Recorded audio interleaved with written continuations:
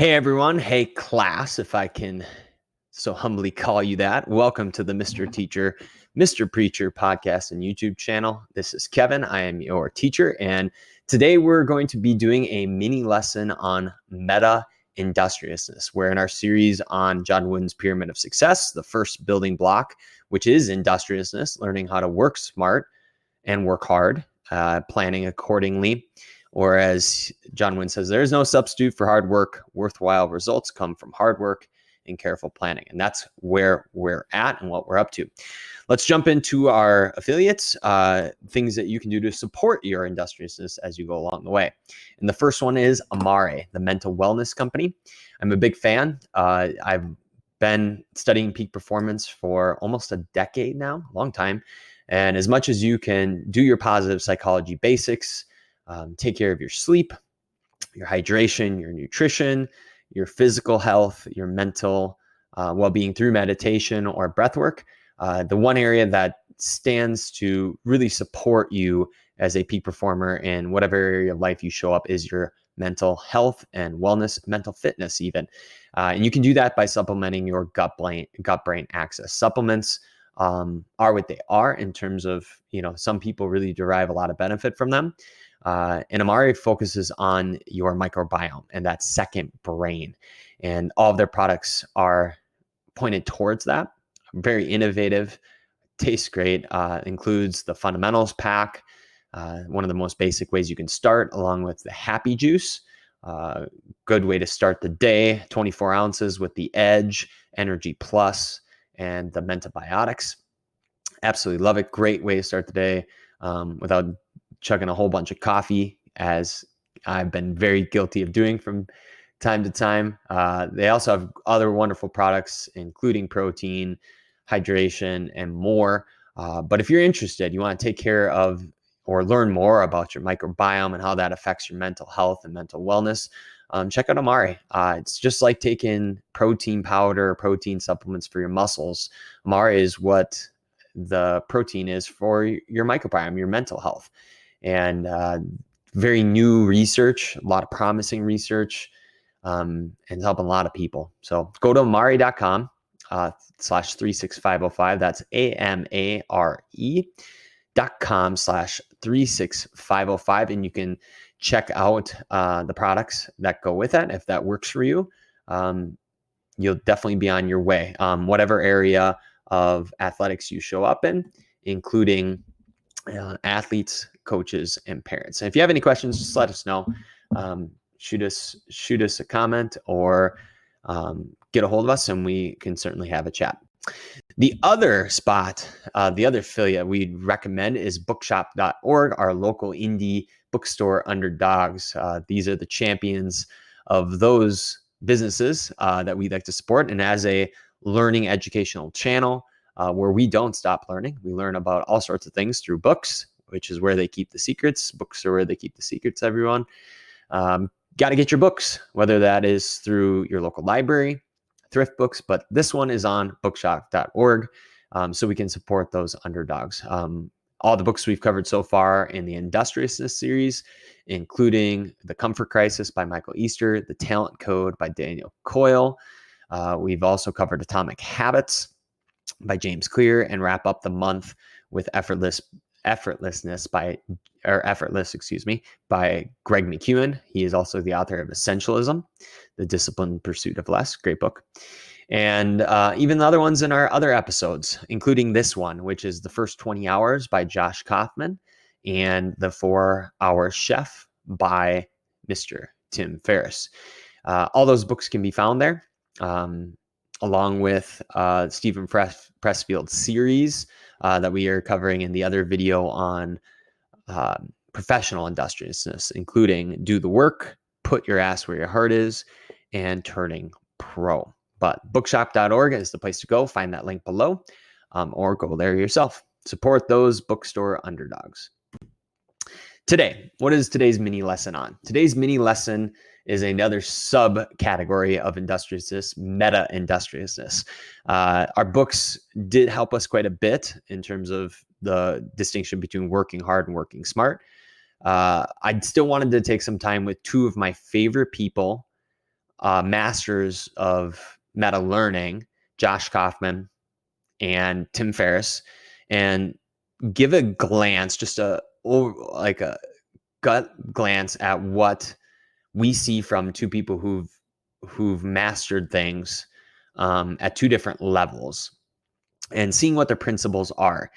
And this image is similar to Archimedes about finding a lever. If you give him a big enough lever, he can move the world. And working smart is a lot like that, where we are looking for high leverage techniques and principles, not necessarily methods. Methods are many, but principles are few, as it's been said. So we want to find those principles that we can apply to our own scenario, whatever that may be, as an athlete, coach, or parent, to get better at what we're doing. So yes, we do need to do the reps, right? It's not how long is this going to take me? As James Clear said, it's how many. And working smart requires us to 80-20 the thing, Pareto. And we're going to see that as we go to each of these. So we're going to talk first about Kaufman and the first 20 hours. We're going to move to Tim Ferriss and his meta learning. That was also highlighted or suggested in our weekly primer about the Tim Ferriss experiment, Tim's TV show. I'll talk about that in a moment. And then we'll wrap up with flow triggers, those preconditions for flow. All of these are to support meta-industriousness, working smarter and leveraging these techniques, any of them, to do and get better, learn more. That first one is the first 20 hours, how to learn anything fast. It is a great TED Talk if you just want the first entry point into the first 20 hours. And I love this. As somebody who studies career development and another area of life, and also just curious about how people learn things, this atomic or introduction into skills, because we've popularized Malcolm Gladwell's 10,000 hours. That was featured in the talent code, and that it takes a long time. Anders Ericsson's work, yes, it does take a long time to become world class. It's not born. It's, talent isn't just something that just shows up one day. It takes a long time. I agree with that. Flow can shortcut that. There are very few shortcuts, if at all. It can shorten the path, certainly if you're getting into flow consistently. Yet at the same time, we overestimate or underestimate, both probably, how long it actually takes to get competent, where you have that chin raised and you're better than the crowd. It doesn't take that long. And it obviously suggested it takes about 20 hours of deep, focused work. And Josh Kaufman goes on a journey to learn a number of skills using his framework. And those examples included yoga, programming, touch typing. So if you've ever seen a keyboard, he learns a different keyboard. That just messes with your brain. The game Go, the ukulele or ukulele, however you prefer to say it, and windsurfing. And the book is about him, especially the front end, the principles we're going to see on the next page, about him taking these principles of talent or skill acquisition and effective learning and applying them to these different arenas. And we can do this too. So add another arena. So he has 6 here on this next page. What is your thing? How might you apply this to your skill? What is it that you want to learn? And we're going to read through this to see what we can steal and what stands out to us about working smart. So with that said, first gateway, check out the TED Talk by Josh Kaufman. He actually plays the ukulele for you and how far he's gotten. And then also check out the book. It's fun to hear not only read how he breaks things down across different domains. I mean, what in the world would programming and yoga have in common, or touch typing and windsurfing? And yet you can see the similarities there and how these principles play out. And then also his emotional ride, what it's like, what it feels like to be as we cover in the other episode on professional industriousness, to be exposed, to have risk, to look like a fool or a beginner. It's not fun to put yourself out there, to struggle. And that book, The First 20 Hours, really does that, along with Our Country, Stephen Kotler's Peak Performance Aging book, Growing Old and Staying Rad. So good luck. So without further ado, let's check it out. You may have to zoom in, blow up the big screen. I have the paper in front of me. So this link is, I might say the name wrong, but I'm incredibly grateful for this, is a visual book review by Sasha Chow. Forgive me. The First 20 Hours. And you can find it. There's a link up there. Do go check it out. These have really held, even though it was 10 years ago. Principles, which is why we cover these values and virtues on this channel, as we're looking for things that stand the test of time, what lasts. And these are principles that last. So I'm going to read through them and comment along the way of anything that really sticks out to me about working smart, or what we call meta-industriousness. So let's stay on the left to start, and we'll work downwards and we'll work our way to the right. So number one is rapid skill acquisition. So what do we need in order to acquire a skill quickly, working smart and quick? Number one, we need a lovable project. That is something that gets you excited, something you're dying to know, a puzzle of some sorts you have to solve. The passion recipe really takes care of that. It's something you would do for fun on a Saturday, but mix those curiosities, some sort of lovable project. Number two, this is huge. I struggle with this one. Focus your energy on one skill at a time. Okay, so a lot of the project, there's sub skills. So this big idea of windsurfing, well, there's multiple skills within that. You got to work on one of them at a time. Number three, define your target performance level. I see this one basically never.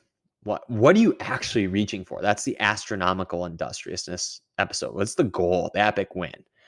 Set that. What does done look like, as Greg McKeown would say? So we know what we're going for.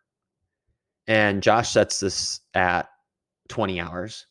If you're in the weight room, or if you're in a gym, you say, well, I'm trying to get to 20 pull-ups. Okay, well, that's a target. It's way different than not showing up without any intention, but set that level to say, well, how do I know if I'm doing good, or where am I at along the journey of what good means to me? And some people, they just don't need to be experts. You don't need to be an expert. You frankly can't be an expert in everything. There's a decision and a choice where I'm going to go deep into this thing. Sometimes that target performance level is just proficient and you're happy with that. I have a cousin who learned to play guitar, and he gets bored with things easily. He learned how to play chords along with music in worship, and he's done. He doesn't care to, learn classical acoustic guitar. He got the guitar, he learned what he wanted to learn, and he's done. He's good. He's like, yep, that's what I wanted. And you can do that too. Set your target level. Number four, which gets covered in the middle, deconstruct the skill into sub skills. So this thing and then the sub things. Tim talks about that too in the meta learning one pager. We'll get to that. Number five, obtain critical tools.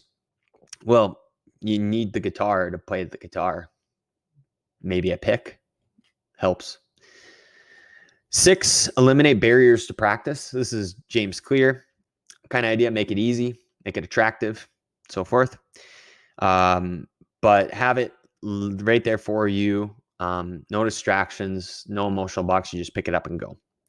7, make dedicated time for practice. And this gets covered in the professional industrious episode about having a time, a location, and an intention. It's very similar. You can see these recurring themes about industriousness come up. But a dedicated practice time, so you don't think about it. At 4 p.m., I practice my guitar. 25 minutes. Pomodoro. Go team. He really seems to like time logs, and that was helpful for this book. I think it relates a lot to your target's performance level, but being able to visually see that, like the paperclip strategy in Atomic Habits, some way to have a scorecard. I don't think it necessarily has to be a time log. If you're going to follow the 20-hour marker, well, by all means, keep a time log, run it down, run it up, either way, but have some sort of scorecard or visual. 8 is creating fast feedback loops. We talked about that in a weekly primer episode. That is a flow trigger, is immediate feedback. So you got to be able to know how you're doing. So I put out something, I have a target A, I reach for target, evaluate the gap between that, and return back. That could be, yes, a coach or a mentor, as it says here. Could be video, some sort of training, pre and post, but you need them. The better your feedback and tighter your feedback loops, the better. 9, practice by the clock in short bursts. It's the CrossFit idea of 3, 2, 1, go. Use that if you see fit. I like this, Wooden, in our episode on the talent code, they were talking about master coaches. His, 3x5 note cards, they weren't doing these long-winded, painful sessions hour after hour after hour. His practices were short and very intense. They're 5 to 15 minute, little mini games or exercises or drills. Stick to that. Don't be practicing for this long period of time. You're never going to muster the energy to, do a 3-hour marathon every single day. And we've seen that humans are capable of that, but not in the beginning, for gracious sakes. Do these little short bursts. And it's nice to know that, oh yeah, I can't practice for 3 hours, but I can do 15 minutes. Makes it easy. Another atomic habit rule. Emphasize quantity and speed. Kaufman and Clear must have been hanging out.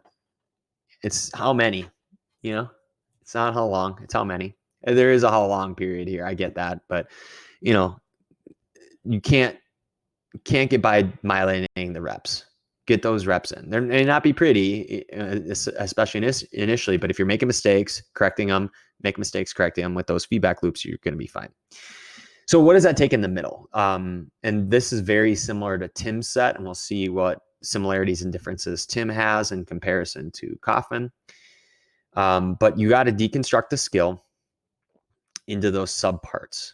You're going to learn them by practicing intelligently, self-correcting, removing any of those barriers physically, mentally, emotionally, things that get you in the way of practicing. In Pressfield's words, putting your ass where your heart is. Remove that kind of stuff. Make it super easy to get to doing the thing. And then lastly is you practice those most important sub skills. So that 80-20, what are the most important thing I can practice for at least 20 hours. And that's his kind of marker or epic win. If you can get to 20 hours on that, most important 20%, that'll give you the 80%. You're going to be far set. That's working smart. So effective learning. I'm just going to read these quick because they're fun to read out loud.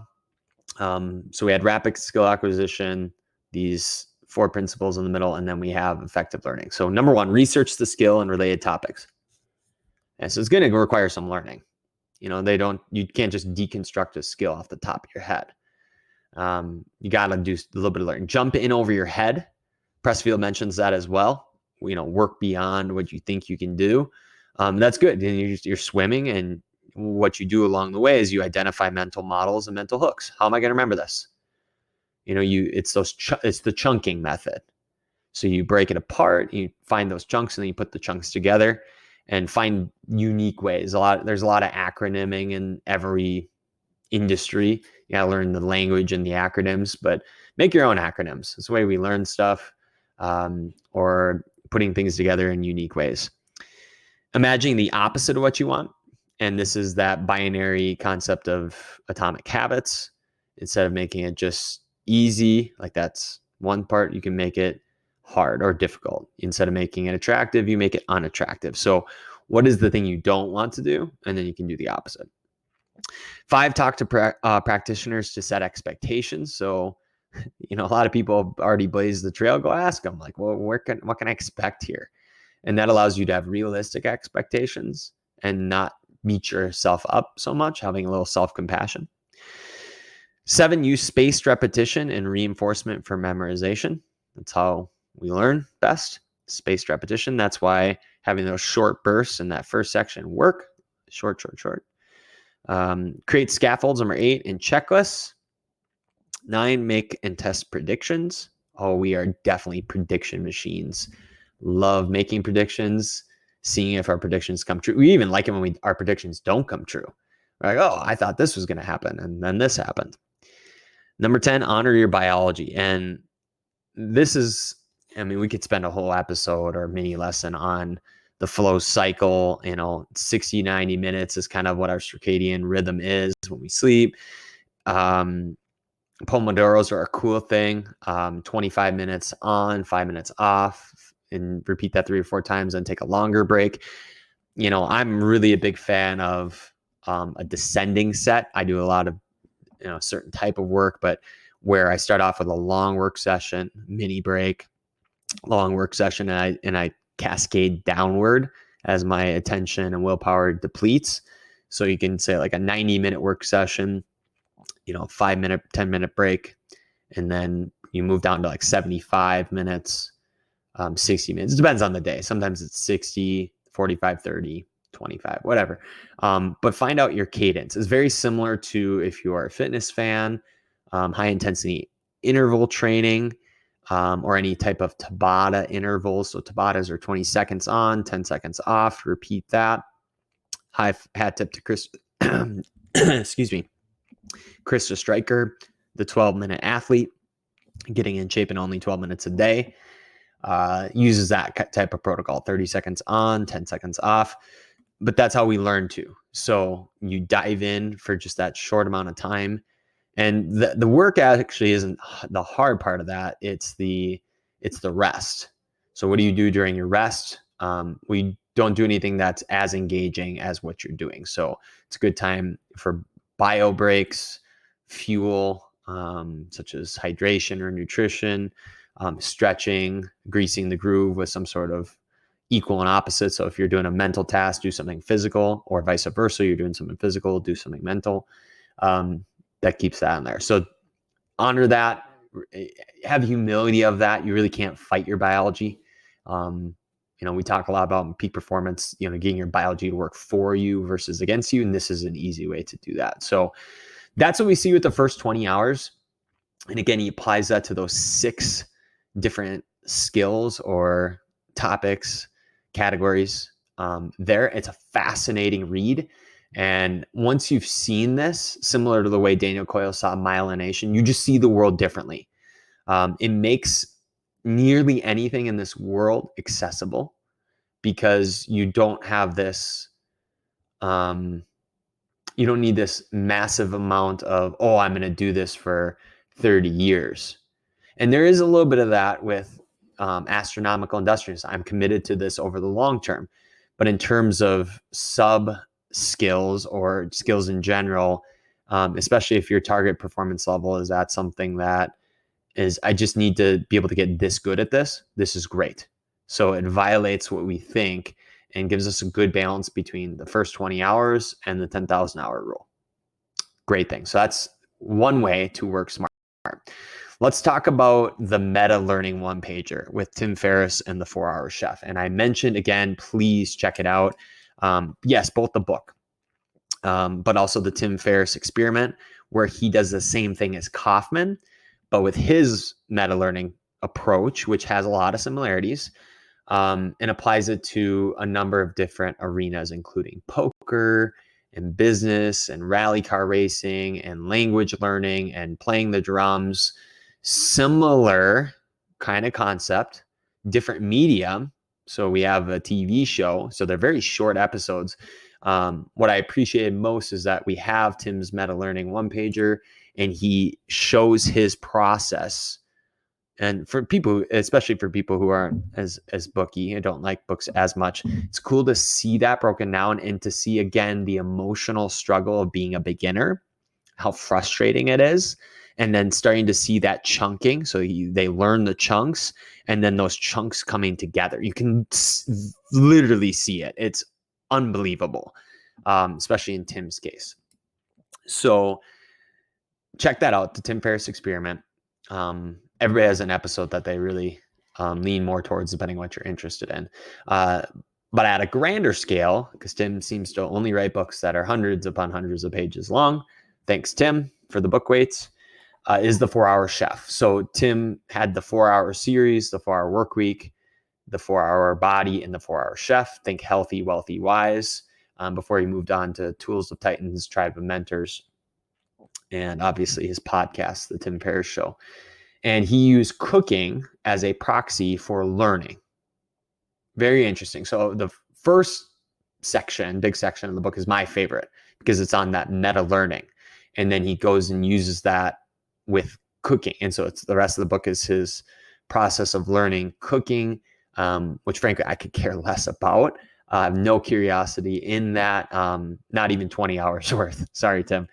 Yet at the same time, that first section has been so valuable to me in a number of arenas that it's worth checking out to see how we also can be meta-industriousness. And here it is not as much. So this is his meta learning one pager. You can find it, print it out in color, keep it with you.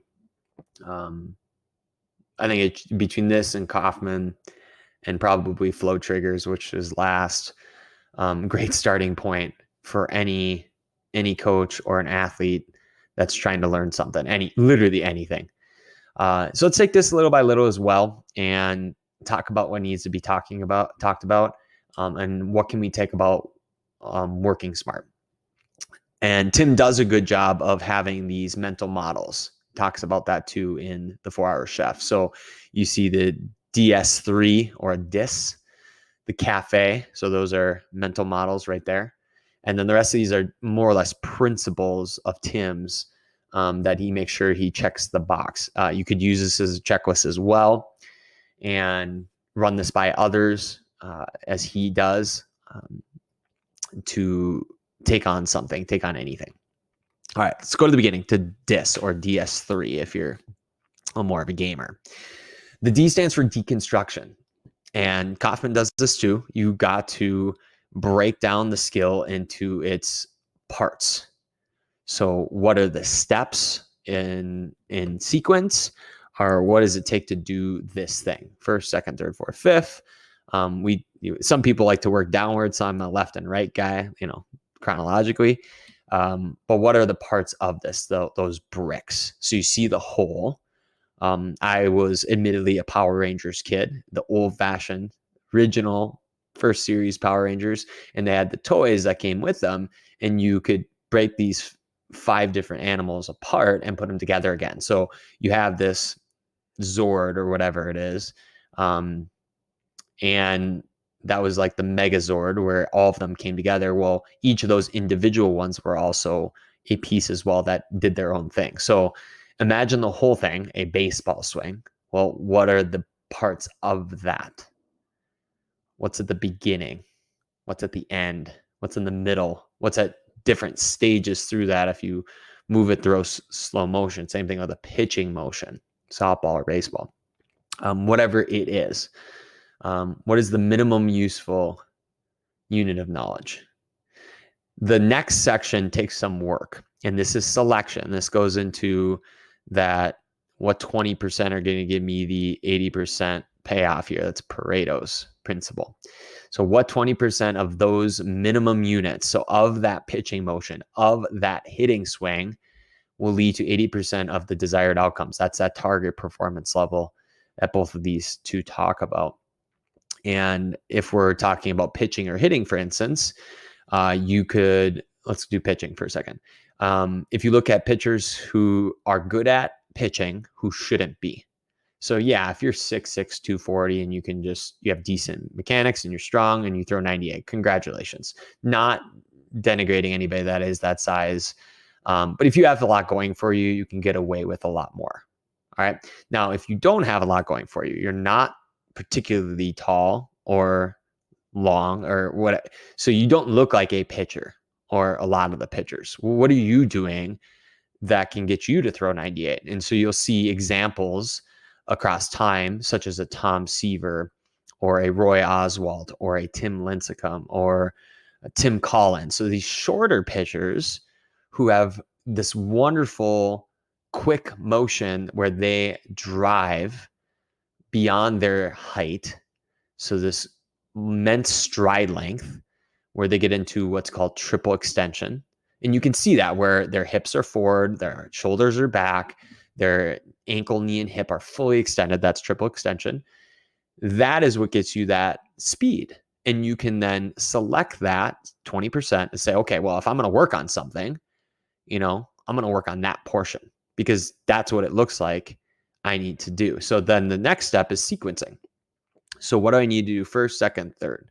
How do I put those pieces in order? You can isolate that skill, practice it, but then how do I build it into its greater whole, which is this whole motion? And the final S is stakes. So what psychological and social mechanisms can you set up for discipline and motivation? This could be, I bet a bet with somebody, by this date, I'm going to do this or that. The anti-charity is one of my personal diabolical favorites, where if I don't accomplish something by this time, money is going to go to something I don't like. There's plenty of that out there these days. You could also just have something like as embarrassment. So I know a lot of people blackmailed themselves into losing weight, as in, here's a really embarrassing photo of me, and if I don't lose this amount of weight by this time, you may post that and shame me. Another one is November Project, where they would write posts about "we miss you." So somebody would say they would come to a workout and then they would be a no-show. And then they would post on Facebook or some social media channel how much they miss them. So a little bit of happy embarrassment in that case.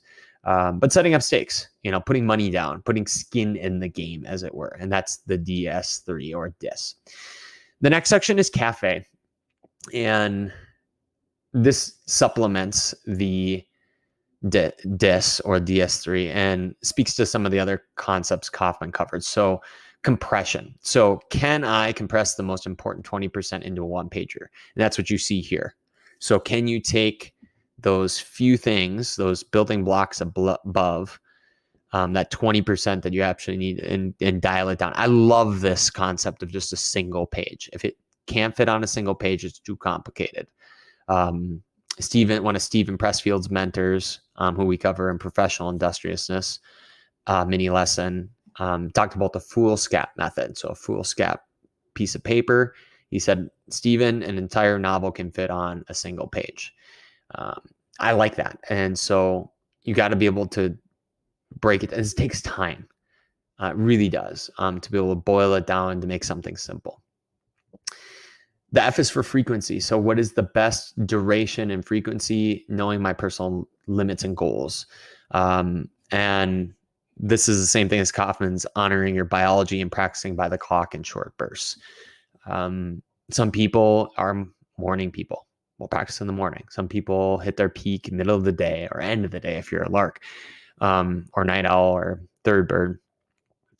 Just honor that, knowing when to quit is a big deal. So leaving some extra, having what's called a peak exit, like Ernest Hemingway, leaving a little bit in the tank for tomorrow. Don't fully deplete yourself. The idea of not doing more today than you can recover from. Big deal. So, what is your frequency? And that's going to take some trial and error. You're going to do more, you're going to do less, you're going to do it just right. So play with that sweet spot, which you'll see below too. Encoding. How do I create mental anchors and make sure I remember stuff? There's a wonderful book called Moonwalking with Einstein about becoming a memory champion. And it's just got to make sense to you. So whatever schema you can think of that helps you remember the things you're learning in the previous steps is up to you. The weirder, the better. The novelty is really the key. This reminds me of that. Or pick something that's just so out there that it's impossible to forget. And these become inside jokes too. So if you're doing this as a team, or as a coach, we pay attention to the novel and the naughty, as it were. So Know that for encoding, shorthands, and odd things, rhyming, alliteration, whatever. There are different strategies you can use there, but find a way to encode it. I'm not going to go through the rest of these because they're each could require its own episode. But the few that I really have liked along the way is, let's go down the bottom, is the minimal effective dose, and changes my mindset because I'm a reps guy. I'll just rep it out endlessly, versus saying, okay, well, do as little as needed, not as much as possible. So how many reps do I really need to accomplish the goal? And Tim talks about achieving a 6-pack in the 4-hour body, and he brings up the minimum effective dose there. The concept of boiling water is, as soon as you get to a certain temperature, the water boils. You don't have to keep going beyond that. Same thing with when he did kettlebell swings. He said 75 reps 2 times a week with the slow carb diet, and this is the results. But the very minimum to accomplish said goal. Interesting paradigm of working effortless versus working easy versus working just hard, and that's working smart. So yes, still do those reps, still do those things very intensely, at the edge of what you can do, but no more. That takes a lot of maturity, playing the long game, and playing with that frequency. The sweet spot is another one, and this goes back to David Epstein and range, and how generalists triumph in a specialized world. Good book. Finding match quality. And same thing with Daniel Coyle and James Clear about getting into an arena where you have a default advantage. And when you see this sweet spot, I'll bring this all together. The sweet spot. So when you want to distinguish yourself, you have to aim for the intersection of these 3 things. One is a personal strength. So what do you have going for you? Are you long? Are you strong? Are you flexible? Are you this? Are you that? In the Comfort Crisis, they talk about Luca and him going to this performance center and then dialing in on what he can do really well, better than anybody, is de-accelerate. And then they built his entire game around that. And you wonder how he even does what he does. And then you understand that he's taken a personal strength and dialed it up. So figure out, what is it about you that you can lean into that works for this particular thing. Okay? And then the second thing there is, it's common among the best. So the best, I have this strength and I'm playing this position. Well, okay, what is in common of the best catchers in the Major League Baseball? Like, what did they do? Hall of Fame catchers. Okay, well, they did this. Okay, and you merge those 2 together, personal strength and common among the best. Then you add in this third piece, which is, it's infrequently taught, something that is maybe missing from the equation. And when you take A plus B plus C, you get this unique creative formula that can help you, like Tim says, distinguish yourself from the pack. All right. And you can go from there. So even wrestling with that and just writing it out and working to find what's in, what you can find there is worth it. It's similar to the Dilbert principle, where you're not necessarily the best writer, the best drawer, the best business person. But when you put those 3 things together, maybe they're at the 20-hour mark, 320 hours of something gets you immensely further ahead because they're a unique combination and it's a sweet spot. Very interesting to go forward with. All right. So those are the ones I wanted to cover from the Meta Learning one-pager. Again, check it out, whether it's the Tim Ferriss experiment or the 4-Hour Chef, or even just reading through the rest of this one-pager, and comparing and contrasting with Kaufman's. Good stuff. The last one that I really want to talk about, we'll be doing an entire course on this in due time, are flow triggers, which are preconditions for flow. So for flow to show up, we need certain conditions to be met. 6 or 7 is the number. And flow is that optimal state of consciousness where we feel and perform our best. And we have complete concentration, action, and awareness merge. Time goes by fast. We lose our sense of self. It's autotelic, meaning we just want to do that thing. It's so enjoyable. The thing is enjoyable in and of itself. And those are great things. When we are in flow, where we perform better, we're more productive, we're more creative. Everything we do, we do better in flow. Okay. One of my favorite quotes from Rise of Superman and is Ned Hallowell, and he mentions that everything. And working smart requires us to play with these triggers. I like to think of them as ingredients that you can layer into the task you're doing, and we'll go into detail about how to do that in our forthcoming course, Structure and Style, the Autotelic Athletics approach for flow and fear. But for now, if you can understand that there are different triggers, flow triggers, this is covered in The Art of Impossible by Stephen Kotler. That's a peak performance primer. That's the most updated. He includes the intrinsic motivation stack as triggers as well. So curiosity, passion, purpose, mastery, and autonomy. So that's why we get up to 22. And then insight's been added. So I think we're at 23. This list is from The Rise of Superman, Decoding the Science of Ultimate Human Performance. Wonderful gateway book into flow. One of the ones I recommend most because Stephen's writing is impeccable. And also because we get the neuroscience of flow and the story of flow, how it came to be, and the underpinnings of that, where it's not so much of a reach for the general audience, interspersed with these action adventure athletes who've used flow to defy the odds, literally flow or die. I digress. The point is that these are high octane, work smart, meta-industrious ingredients. And if you can play with these, some people are more susceptible to other triggers than others. Whichever ones work for you or your situation, or your context, know that if you can dial these in, you're going to get flow or focus for free. Flow follows focus. These particular triggers, whether it's through dopamine or norepinephrine, they just get your attention into the now, which is where we need it to be. So let's look through these, and I'm going to highlight a couple of my favorites as well and how I've used them. The blue are your internal triggers. So intensely focused attention, clear goals, immediate feedback. Pretty standard. I mean, those you're going to need in anything. So especially clear goals, like what is the number? What is the target here that I'm after? What are you doing?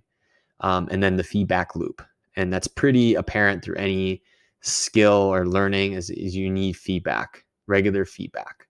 You don't have to be perfect, but you need it to be visual. You need it to be quantifiable. It needs to be quick. Okay, keep those awfully tight. That middle section are what called dopamine triggers or environmental triggers. Those have been parsed out quite a bit and extended.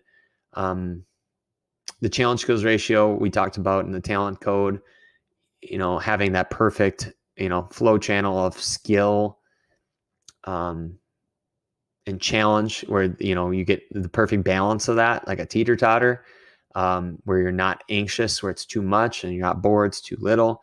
But you hit it just right and you just guess, right? I mean, you throw something out there, you pay attention with your EQ and say, oh, we need a little bit harder. Oh, we need a little bit easier. That's flow's most important trigger, shows up all the time. Probably the most important one for our topic of industriousness outside of clear goals. And then we get these other ones, high consequences, rich environment, deep embodiment, which is your senses. There's also novelty under there and insight. Those would also be our environmental triggers. You need stakes. That's kind of what comes up with both Ferriss and Kaufman, is that there has to be something on the line. I'm amazed at how little you have to put on the line for people to pay attention. Like Gatorade challenge, whoever wins gets the Gatorade. whoever wins this. It's like The Standard, one of the movies and media we studied for industriousness about Go Ruck selection, where they say, hey, it pays to be a winner. So even the gaining of privilege or the removal of privilege, Jocko talked about that on Andrew Huberman's Huberman podcast, is that you learn very early in the military. If I have discipline and I do my bed right the first time, I get privileges. I get an extra 15 minutes. So consequences, to earn something or getting something taken away are very interesting. Highlighting different senses are interesting too. Novelty, doing just anything new. Hey, we're going to do a new blank or a new twist. My claim to fame on that is I was curious to see how powerful the novelty flow trigger was. And I had a group of baseball coaches for like 45 minutes. And so we were taking a general exercise. We used our structure and style method. And I just wanted to pin down novelty. How many new ways can we do this particular drill? And I had no idea what we come up with. And I think it was close to 100. I mean, so we had 15 minutes and then we flip-flopped. We flip-flopped their sheets, and we had a gazillion ways to redo this very vanilla drill that everybody does. So know that was very powerful. And so just a short amount of time, say, hey, we could do something new, even just something subtle. Every new nuance, a different size ball, a different bat, a different focus. We're going to hit just to left field, just to right field, up the middle, everything in the air, everything on the ground, whatever. Every one of those was valuable. And that drives attention, drives focus, and we get that focus for free. Mostly in the yellow, we get our, besides deep embodiment, is we get some group flow. So some triggers are individual flow triggers, some are group triggers. So when you have more than one person, and you can see these are pretty straightforward. You have a shared goal, good communication back and forth. The one I'd like to highlight is familiarity, because familiarity takes time. I think we want familiarity to happen too soon, but we've seen too many examples in athletics where teams take a while to gel. They need time together to build that relationship in order to accomplish the goal. So familiarity does take time. And if you do have familiarity, know that you already have an advantage. So I've started to notice or pay attention to teams that get players who are related or who played together before. So if you move up the ranks from college to pro, and then you see that even at the pro level where certain pitchers want certain catchers, that's happened as well. They have familiarity. They have some sort of, rapport together, and that's a part of the deal. Equal participation and skill level. Nobody wants, you're only as good as your weakest link, it said. Nobody wants somebody that's way too good, way too bad. You want to make sure it's a level playing field. That drives group flow too, and everybody contributes. Risk is involved, similar to high consequences, where we all have skin in the game here. Sense of control, I would say, / autonomy. So everybody has the ability to control a piece of the puzzle, is given a piece of the puzzle, even if it's an illusion of control. That's fine, but they feel they have ownership. It's a good thing. Close listening goes with good communication. So you listen to each other. Always saying yes is being additive, and that goes towards your shared clear goal. You're adding to get to there instead of taking or bringing people down or the mission down. And those are your group flow triggers. We'll cover those when we get to team spirit of John Wynn's Pyramid of Success in detail. And good stuff, really, really good stuff. Last flow trigger is creativity. And this requires pattern recognition. So you see that there's a pattern here and you take a risk, some sort of risk. Anytime you put anything out new or try anything new or create something, it's going to be a little bit risky. And that's a part of the deal. So you automatically get risk involved with that, or even high consequences, because there's different types of risk: physical risk, mental risk, emotional risk, social risk. You can play up the different types of risk as well. The moral of the story for Meta-Industriousness is play with these, right? Work smart with them. So if you're doing an activity and its attention is waning or you're not getting the results you want, throw a trigger in there. Remember, the goal is to get 6 or 7 in order for flow to show up. And it could be micro flow, so flow on the lower scale, or even macro flow, so full flow, fully amplified. But this is the start. If you don't even know what they are, this is a great start, is to know your flow triggers, and then apply them along the way. Memorize them, learn them as deeply and as closely as you can. And the great way to do that is check out those books, or anything by Stephen Kotler, Rise of Superman, or The Art of Impossible. So, all right. So where have we been? We've covered 3 different people, 2 meta learning masters, Josh Kaufman and Tim Ferriss. We talked about the first 20 hours, how to learn anything fast. We talked about the 4-hour chef, or the Tim Ferriss experiment, and that was his meta learning 1-pager. And then we wrapped up with flow's triggers, so the preconditions that lead to more flow. And all of these help us work smarter. It is important to work hard, and on the other side of that is we do need to work smart. So take these as at work, go download them yourself, learn from them, go as deep as you need to go for your context, but do work smart. Thank you for watching. Thank you for learning. Do like and subscribe the YouTube channel. It's the best place to find us. Send us any comments as they get approved, and keep on learning. Check out the other episodes that we have, whether it was deep reads of those books, or any of the other mini lessons, and even the weekly primers where we go into a flow trigger each week, gratitude. We cover smack talk, movies, anything interesting that we're finding, all to the tune of, what lasts here in athletics. And these are principles and tools that you can take into apply to be a better athlete, coach, or parent. Again, thank you for learning, and I will see you on the next episode. See ya.